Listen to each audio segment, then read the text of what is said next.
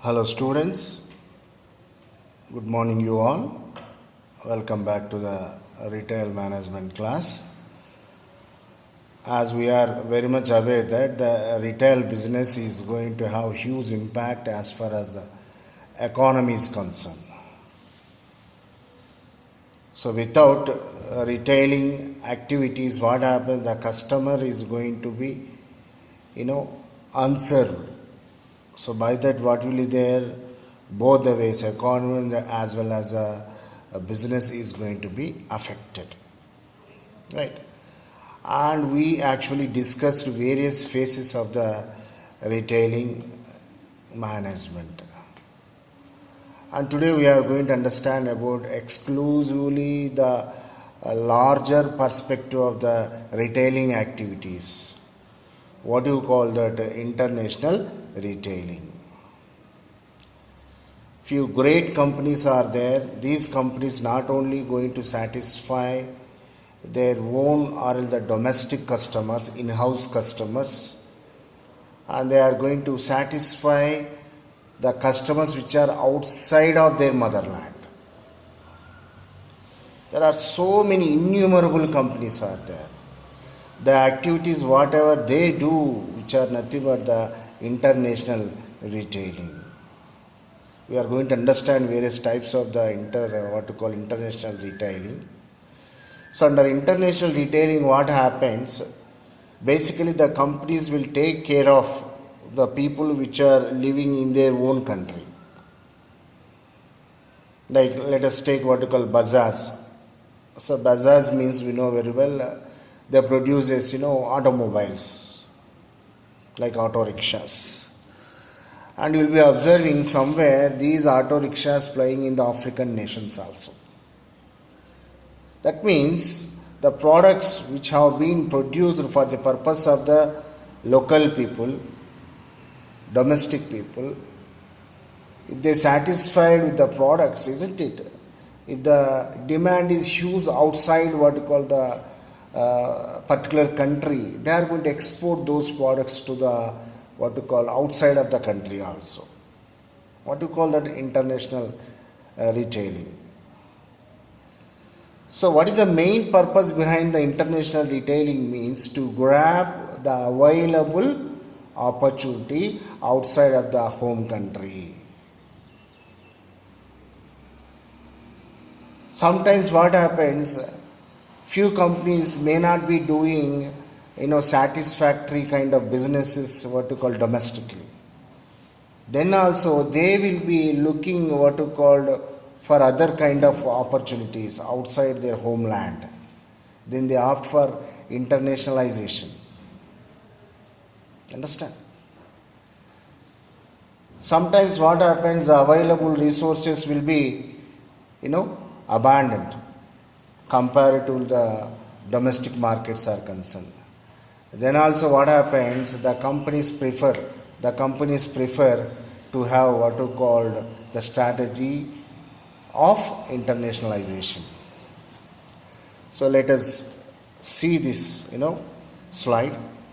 So what do you know international retailing? Actually the definition says that international retailing may be defined as operations by a single firm or alliance, options or other forms of retail distribution in more than one country. So the company will be transforming into various forms. Original company will be there, or else these companies may give franchise permissions. Like the best example is Bata. You find so many Bata retail units throughout India. It's not the Indian company. Okay. Now see the examples. For example, Walmart is there. Now very well, the world's topmost retailers. Tesco is there, which is a British multinational company. Carrefour is there, France company, isn't it? These are all few examples for international retailing. Overall way, the main objective or the purpose of international retailing is nothing but to grab the existing opportunity.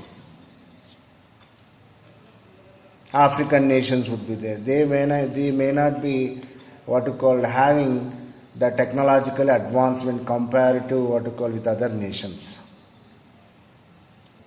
Like highly what you call developed nations are there. US is there, United States of America, Germany is there, France is there, understand? England is there. So these what you call companies basically operates from these developed nations will expand to other regions of the globe. What to call that? International retailing. Generally, retail operations, localized operations with limited market power, limited managerial skills. So whenever actually companies started, they actually focus on the people which are what to call inbound to that homeland, inbound to that domestic area. So after having extraction of all the satisfactory business, then most of the companies will prefer to go outside that nation. Hence, what is that point says you? Localized operations with limited market power and limited managerial skills. Traditional retailers, international retailing operations in new markets create issues due to buying power of big international retail chains. So these are some of the problems exclusively going to face by traditional retailers. The traditional retailers will be operating locally. Local companies would be there, small companies, understand? They cannot withstand what you call with that of the big companies. Lot more software companies are there in India. Even if you go to high-tech city, they will be what you call having problems with the what you call multinational companies like software giants are there. Apple company is there, Microsoft is there, Wipro is there as far as India is concerned. Understand? Generally, international retailing takes place after successfully exploiting the domestic markets. That's what I told you. When actually international retailing is going to take place, when the local people are satisfied with the offered services or the products.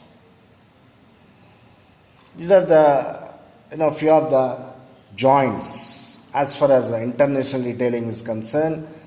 Like Walmart is there, Tesco is there, Carrefour is there, understand?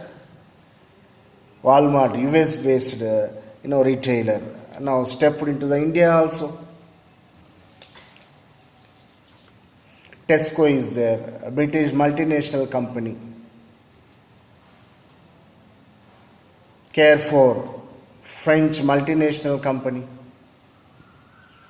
which is 8th largest retailer company as far as the operations are concerned. From India also there are so many international retailing activities performing. Like Reliance is there.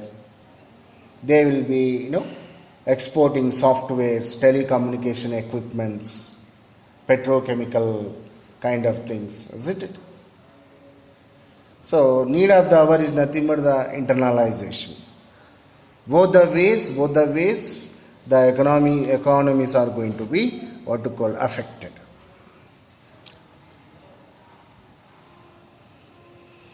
So these are the strategies actually when the companies wanted to go for international. Strategies international retailing. So expansion of their product range. So when they expand the product range, this is one of the ideas when the companies think to expand their operations outside their boundaries. Like Reliance is there. They stepped into the business, first of all, petrochemicals, expanded to telecommunications, electronic gadgets, grocery items, whatnot, everywhere they are stepping in. Understand? Diversifying into new formats. So few companies, what happens? Not only takes care of their own started format, they diversify into other areas also. This is one more strategy, especially the companies will think of when go for internationalization, increasing the product range. So sometimes what happens, big companies would be there, they will be selling few private brands also. If you go to any cloth merchants, selection centers, you will be finding within that famous branded clothes, unknown, unfamiliar brands items also. What do you mean with this? They want to go for more business. And when the companies feel that the local people have been satisfied, there is no expansion scope is there, then they go for thinking of internationalization.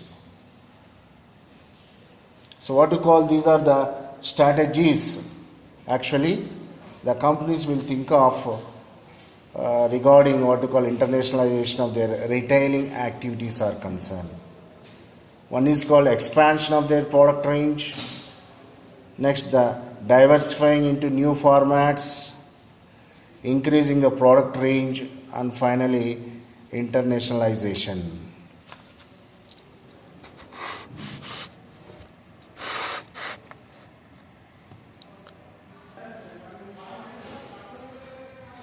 Next, we discuss how actually this internationalization process takes place. What is an internationalization process? Expansion of the business operations from domestic to the other countries. How this process is going to be expanded. Okay. The steps are like this. Establishment of either new product or retail formats in the same market in which the retailers are operating. So this is one of the steps actually most of the companies are going to implement. What is that? Establishment of either new product or retail formats in the same market in which the retailers are operating. As you all know that there are so many retail formats are there. Like supermarkets are there, hypermarkets are there, branded stores are there. So based upon the size of the market, based upon the encouragement in the market, the companies are going to follow any one of these formations. The next one is maintain its old product lines while diversifying its operations into the international markets. This is a very, very important valid point. As you all know that few companies are known for only few particular products. Like Karnataka soaps are there. So anyone Mysore sandal means we get what we call recall of the Karnataka soaps. Understand? Like through the product, few companies have become very, very famous. Kit Kat chocolates are there. Nestle. Understand? So these kinds of companies, what they do, they maintain these old products and try to have the developments as far as what we call new products developments also. So this is one more aspect the companies are going to concern as far as the internationalization process is concerned. Deep penetration of the market in which it is currently operating. So what do you mean of penetration here? So penetration means quickly making the business through what you call reducing the price sometimes, through what you call offering so many schemes. Discounts, understand? Anyhow they want to grab, anyhow they want to attract the customers towards their product or towards their service. So this is one more step as far as the internationalization process is concerned. So carrying out simultaneous expansions into the new product and also in new markets. Sometimes already few established companies would be there. They find out altogether new markets and they enter into that new market with altogether a new product. Generally, the companies, the startup companies, I would say, may not be, putting much effort as far as this step is concerned. Okay. So what you call, these are all internationalization process. So establishment of either new product or retail format in the same market in which the retailers are operating, the first step. Maintain its old product lines while diversifying its operations into international markets. Deep penetration of the market in which it is currently operating. The final step under this process is carrying out simultaneous expansions into the new product and also in new markets. So what are all these? Explains how the internationalization process is going to take place. Now this is very, very important discussion. Approaches to the global business. So what do you mean by this? How actually the internationalization process will be what you call approaching as far as the entire market is concerned globally. So according to Douglas, Wind and Palmer 2, there are 4 approaches to international business. One is ethnocentric approach, polycentric approach, regiocentric approach, geocentric approach. Very, very important discussion this. Ethnocentric means my own, isn't it? Self. In this approach, the big companies, what they do, first of all, they takes care of, they give much more preference to the local people. They try to first of all satisfy their needs. They feel that yes, the market has been dried up, there is no scope in the domestic market, then they are going to export the same products to the other nations also. As far as the products are concerned, there will not be any kind of change.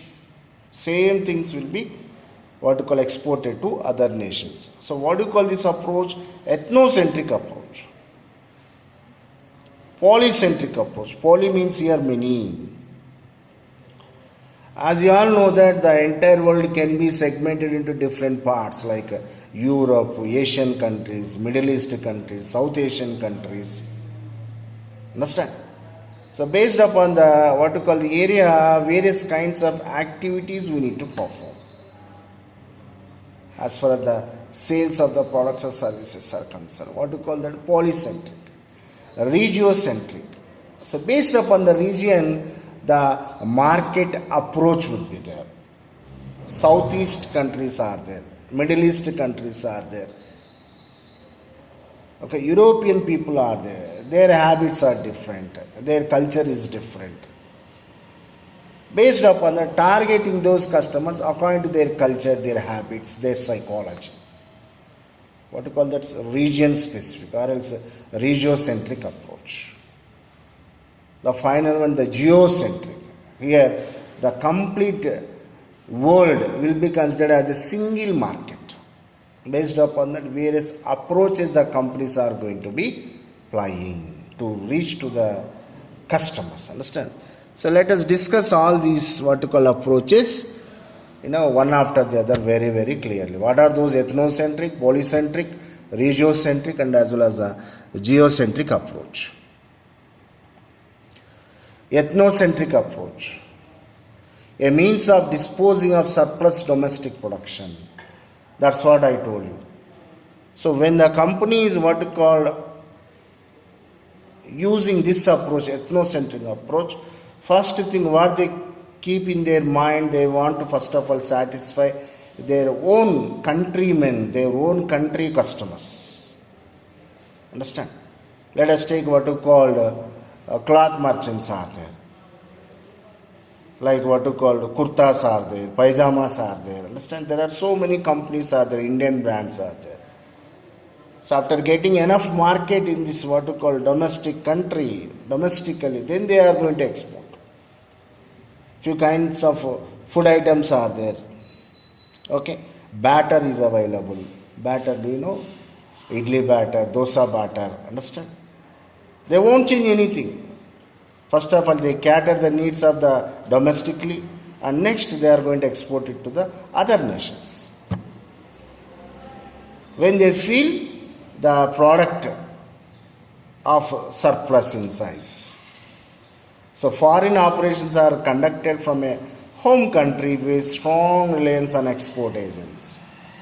Now, how this ethnocentric approach companies are doing what you called operations, they will be what you called based on especially home country, and they will be having connection with the export agents. They actually put a strong belief on the agents. Through the agents, they will be doing the business. Domestic product mix without major modifications for the overseas. That's what I told you. Few masala ingredients are there. MTR masala is there. Achi masala is there. Tamil Nadu, isn't it? They won't change that composition. First of all, they try to have enough market. They try to go for what you call doing satisfactory business in the local market. After that, they are going to export same packing, same ingredients, same things to the other nations without changing the product.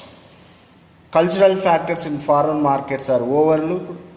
For instance, most Indian handicrafts exporters hardly appreciate the market difference and need for the adoption of the market strategy.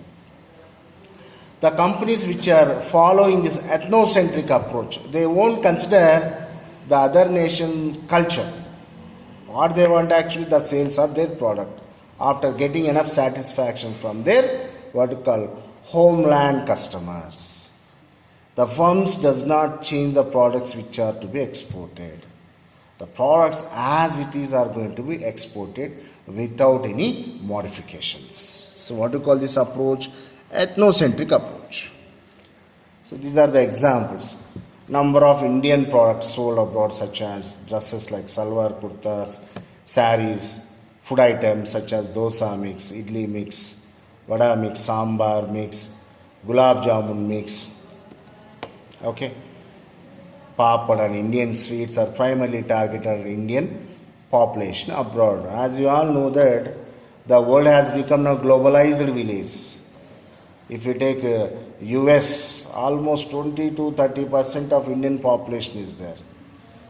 They have just like us our own habits. So to such a kind of people, these companies are going to be targeted. Home country marketing practices will be succeed elsewhere without adoption.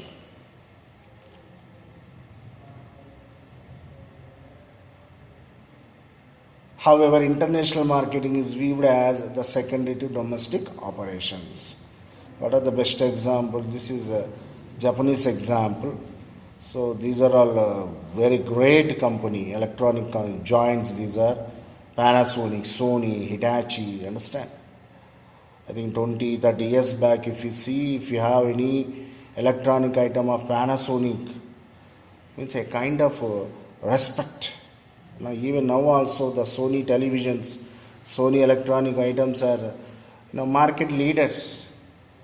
So what these great companies will do, first of all, they satisfy, they cater the needs of their own customers, that means Japan. And after that they are exporting to other nations also. So what to call this? Ethnocentric approach. Polycentric approach. Poly means many here. Polycentric approach is highly market oriented. Each market is considered unique in terms of its market environment. Asian markets are there, Middle East markets are there, European markets are there, Latin America country markets are there. Understand? Every market is going to be different. Different in the sense the customers which are available are going to be having a different psychological behavior. Their food habits are going to be changed. So local marketing techniques are best suited to deal with local market conditions. Well-known fact. So according to the local people needs, local people habits, based upon their psyche, isn't it? The products are going to be sold. Subsidies are established in foreign markets. So while the company which is adopting the polycentric approach, they are going to be established subsidies in other nations. I mean to say foreign markets.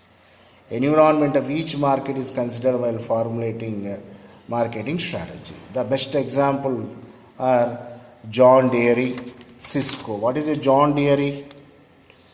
Which is a American company which actually produces agriculture, construction and forestry machineries, lawn care equipments, diesel engines, drive trains used in heavy equipments. Very, very famous. If you go to villages in India also, you find John Deere tractors. Same as Cisco. Cisco is a electronic multinational company situated in Silicon Valley. Okay, what they sold: networking hardware, softwares, telecommunication equipments. Understand? So, what are the kinds of approach they actually prefer? Polycentric.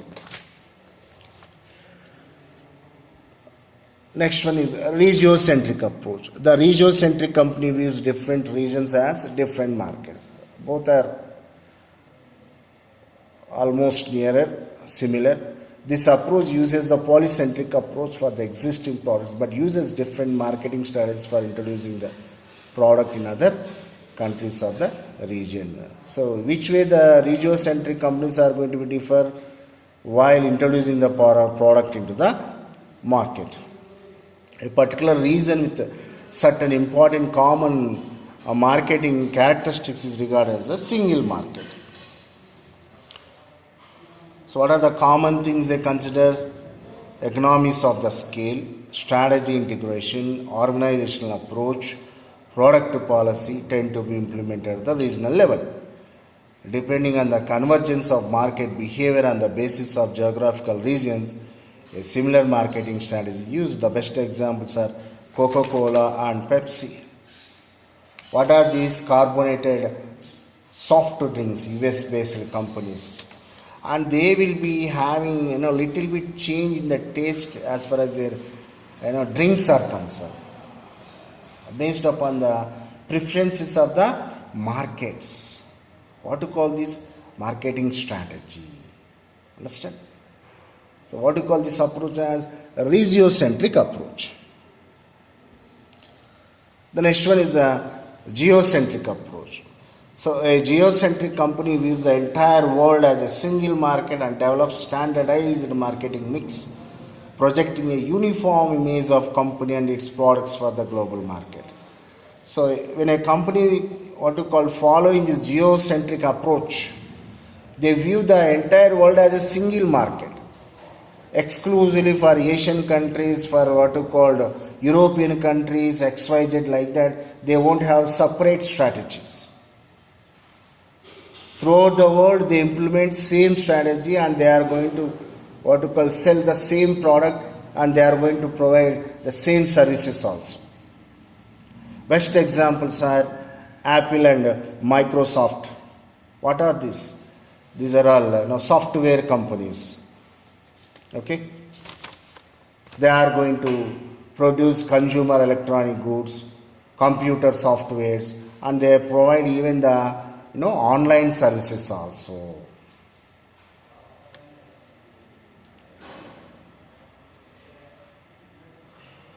Okay? So what do you call this approach? This approach is known as the geocentric approach. So company selects its employees from across the world and carry out the process by establishing many subsidiaries, heads by managing director. MD stands for managing directors. Headquarters will be in any one country particularly. From there actually they are operating all the operations by creating subsidiaries. That means local offices. If you go to high-tech city also, you find a local office of a Apple and as well as the Microsoft. Here one head would be there. This head will be communicating with the the main center's head as far as business operations are concerned. So geocentric orientation provides improved coordination and control. So what is the biggest facility this approach has been providing means coordination. Much more control. much more what you called sharing of knowledge, services, isn't it? Because of that, one can observe growth in the company. So geocentric are synonymous with a global marketing orientation where a uniform, standardized marketing strategy is used for several countries in a region or the entire world. So overall way, geocentric approach is going to be what we call more successful approach. But in order to have this kind of approach, the company should be that much worthful. The company also should have that capability. Understand?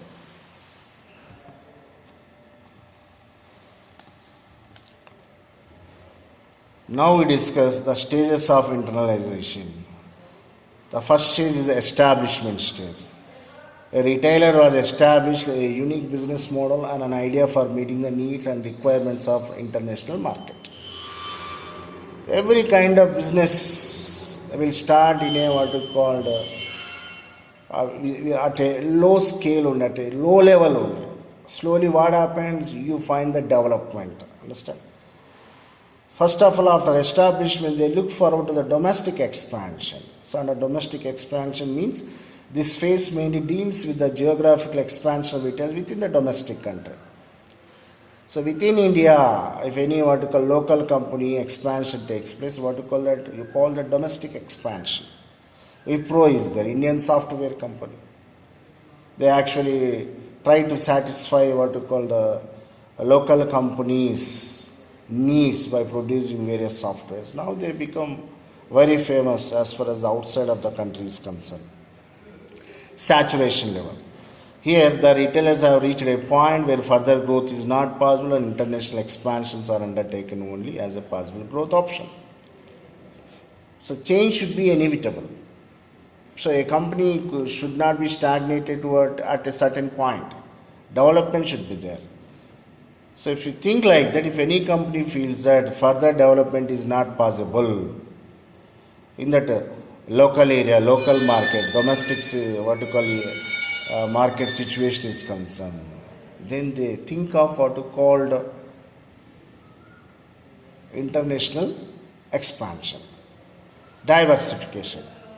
So in this stage, the retailer will be expanding its product range by diversifying its operations into the new product categories given by establishing new format in the domestic markets. So you take retailers itself, supermarkets formats are there, exclusive brand showrooms are there, hypermarkets are there, grocery stores are there. These are all various formats. The companies are going to select an appropriate format which suits to the existing market. After that, they go for what you call doing the operations. So what you call this? These are the various stages of internalization. Okay.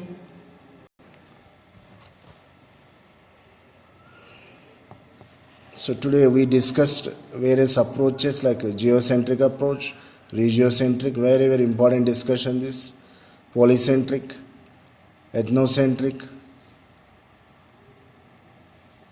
and internalization process. Okay. Stages in international retailing. So now I am going to stop here.